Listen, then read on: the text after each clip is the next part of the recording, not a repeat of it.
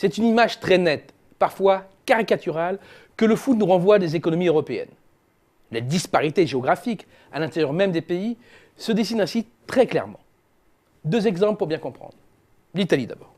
L'économie italienne, on le sait, se caractérise par de forts contrastes entre le nord, très industriel et très développé, le centre, autour de Rome, et le sud, le Mezzogiorno, plus rural, plus pauvre, avec un PIB par habitant qui représente à peine plus de 55% de celui du nord. Le foot pousse à l'extrême ces déséquilibres géographiques. Déjà, parmi les clubs qui jouent en première division. Pour la saison actuelle, 17 des 20 équipes viennent du nord et du centre. Côté palmarès, les disparités sont encore plus marquées. Sur les 67 titres attribués depuis la saison 45-46, 3 seulement ont été remportés par les équipes du Mezzogiorno. 6 par celles du centre.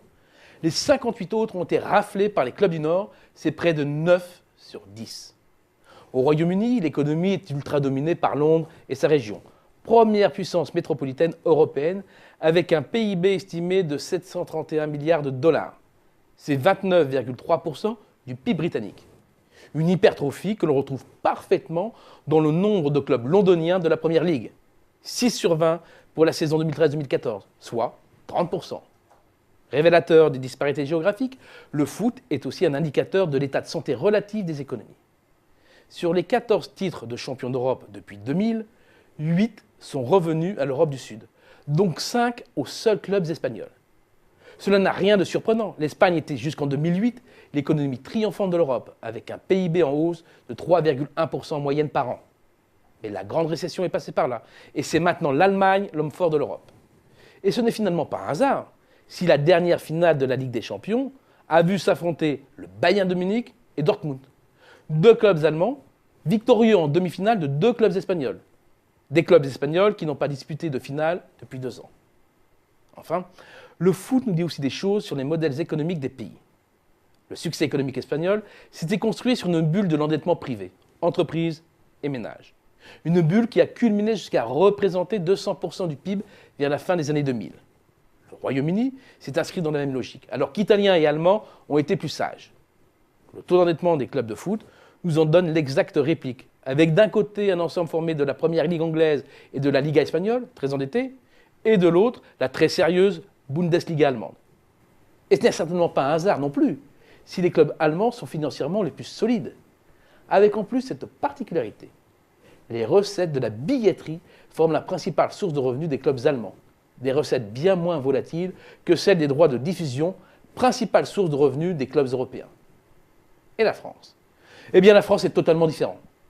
D'abord, on ne retrouve pas, mais alors vraiment pas du tout, l'hypertrophie de la région parisienne, ni dans les clubs de l'élite, ni dans leur palmarès. En fait, seul le Paris Saint-Germain fait partie de façon récurrente à la première division depuis les années 70. Et le PSG, c'est 3 titres seulement, contre 10 pour Saint-Étienne, une ville de moins de 200 000 habitants, et 9 pour l'Olympique de Marseille. Alors que dans la majorité des championnats, les titres se concentrent sur une poignée de clubs, le championnat français a connu 6 vainqueurs différents sur les 6 dernières saisons. Cet éparpillement est évidemment un frein et ne permet pas de faire émerger les 2 ou 3 clubs capables de rivaliser dans le temps avec les grands clubs d'Europe. Autre particularisme, l'existence d'une commission chargée de surveiller les comptes des clubs de football professionnels. Et en cas de manquement, les pouvoirs de ce super comptable peuvent aller jusqu'à la rétrogradation en passant par l'interdiction de recruter de nouveaux joueurs. C'est unique en Europe. Et ce n'est pas un hasard non plus si les clubs français sont les moins endettés. Mais la vertu financière ne fait pas forcément bon ménage avec les résultats. Et la France, c'est uniquement un titre de vainqueur de la Ligue des Champions en 1993. Une bizarrerie pour un pays réputé pour la formation de ses jeunes joueurs. Des joueurs qui font la plupart du temps le bonheur des clubs étrangers. 39 joueurs français jouent ainsi régulièrement cette saison dans la première division anglaise. 14 en Espagne comme en Italie, 7 en Allemagne. Ce sont donc 74 joueurs français qui ont intégré les 4 championnats majeurs. C'est un cas unique en Europe. Le foot français est une exception. Et si ces résultats ne sont pas à la hauteur, c'est aussi parce qu'il n'est pas tombé dans les mêmes dérives que de nombreux clubs étrangers. Mais peut-on réellement lui reprocher ?